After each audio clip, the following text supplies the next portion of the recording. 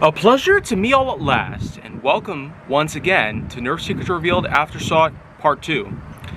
So of course, with a lot of blasters that I have showcased in this current season as it stands, especially up until this very point, not many things that were much more recent have come around. Well, you know what? I actually did in fact take it upon myself to, in fact, settle a good amount of money to get a hold of anything more recent. So I'm humbled to in fact present the new N series.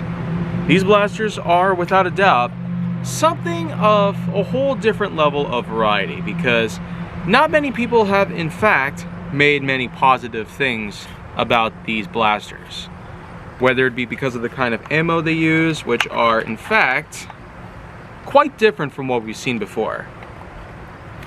As you can see right here, this is the new type of dart that they use.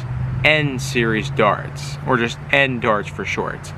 They're made to be on a more proprietary level specifically for these types of blasters, which is certainly not the first time we've seen this happen. I mean, we know that hyper rounds are not at all like rival rounds, ultra darts are not at all like mega or elite darts, and we know that there have been tons of other ammo variations that have come around over the past 10 years alone, which is just impressive that Nerf has been able to dish out so many types of new ammo variations, likely on a whim to hopefully keep up with the likes of their own competitors. But in this case, we're starting things off in the entire N series with the blaster known as the Pointer. And I'd say, being a marksman rifle type blaster with a permanently attached scope, a nice magazine that does hold a good amount of darts inside, 10 to be specific. Although, of course, one problem that you probably are noticing right away is that sometimes a dart will end up dislodging from the magazine, and it's likely due to the way that it's released. Two tabs on the sides that you can see are basically disengaged when it's inside of the mag well, like so. And when locked into place, these tabs do disengage, so that way they automatically unroll one dart from the magazine's innards, and so through the usage of the priming mechanism, which is in fact bolt action on the sides, we are in fact able to fire these darts at a good, impressive range. From where I'm currently sitting, I'm basically able to dish out a good 45 feet, maybe even 50, which I'll probably see if I can get at an angle. Yeah, looks like that hit well over 65 feet. So I could say it right on the whim, just sitting down, at least in comparison to standing, it certainly is an amazing feature when it comes to power. And I'd say for performance-wise, the accuracy of these darts seems pretty stupendous. And it most likely has something to do with these darts being on a more shorter length as opposed to them being more longer. This supposedly would have allowed for them to be more streamlined, but it does sometimes eliminate the usage of high accuracy, and sometimes it can't even create drag, which does technically make sense physics-wise, as long backings do sometimes create drag and allow for certain hang time levels to decrease.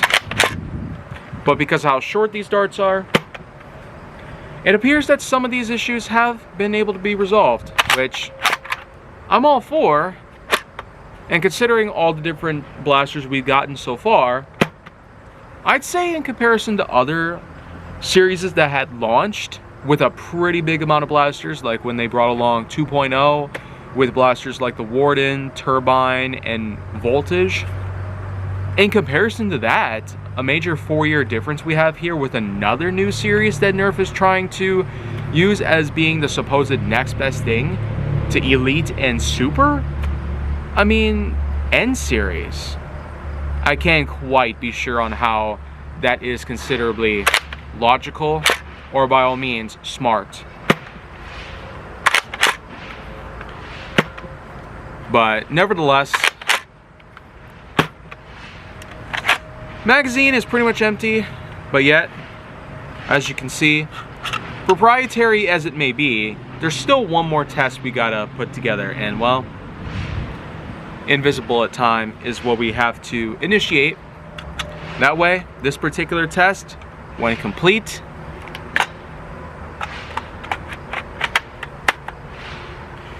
should hopefully give us a whole new set of results.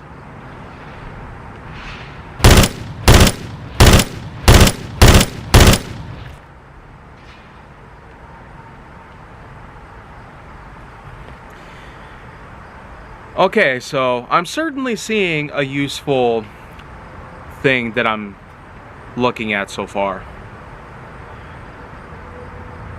So, right off the bat, I am in fact seeing a lot of potential with a blaster like this. But I feel like a common theme that I've been noticing lately is that by calling off these certain details, I feel like that the invisible mod that I'm integrating within the blasters do seem to follow along in a certain way. I know I've called such things like SMG or LMG or shotgun pistol, marksman rifle, etc. With this, it does have that marksman rifle feel to it. And with the invisible integration in mind, I feel like it basically seals the deal. Marksman rifle type with some good accuracy in mind, as well as a decent sized amount of ammo to carry for one clip that you can get. But of course, with something as big as the N series, we're bound to have more of this material come along in the coming years. We know that with Elite 2.0, for instance, which I've dubbed Super, because again, a 2.0 can never truly beat a 1.0. There's a high likelihood in this particular situation in which that with all this new type of proprietary ammo and all these new blaster lineups that Nerf has been bringing around, it certainly is, without a doubt, a unique trend that I'm beginning to see. There's basically no oversights in this particular division. The N series is without a doubt another way of Nerf basically bringing along something new in the hopes that they can keep up with their competitors. But I'm still proud of what they're able to achieve. The fact that they were able to fix up a lot of different flaws from the darts themselves by bringing along something different, it just goes to show that we can in fact do things differently. And moreover, we can try things without making mistakes. Albeit with a few different flaws here, including a permanent barrel, permanent scope, permanent stock, which itself at least does fit within my own stature, and a clip coming standard with a blaster carrying only 10 darts, of which that they could probably take advantage of something, let's say, storage inside the stock itself for another clip or something like that. Because a variety of other blasters, including Modulus and Ultra, even they've taken advantage of such unique, clever ways of utilizing the blaster's own design, permanent fixtures and whatnot, in order to, in fact, accommodate different things. And the fact that there's no tactical rail even on the bottom of this long barrel really is kind of a shame. But yet there's one on top, so you could replace this permanent scope. Albeit it doesn't really do a good job at being a scope, but still, with all these different things in mind, I would have to say the pointer, being the first blaster I got for this series, I don't really have as many high hopes in this whole lineup. But overall, this is a very good blaster for what it is, and I'll give it that, with some nice colors, a nice way to utilize higher accuracy and better hang time with the new N series darts in particular. I'd say that with all the blasters that are in the N series that use this type of ammo specifically, we're bound to get high marks in terms of dart performance as a whole because of this improved accuracy, hang time, and with them being shorter, you won't get that much drag out of them. And with that in mind, I give the N series pointer a good 7.3 out of 10.1. Not necessarily masterpiece material, but it still does worthy enough that it actually fits a lot of parameters by my book, and still does quite well even by my own standards as they are today. But keep in mind though, this is not the only thing that we have that's more recent when it comes to newer lineups. But until then, I'm Jay Nowak, And this has been Nerf Secrets Revealed Aftersought.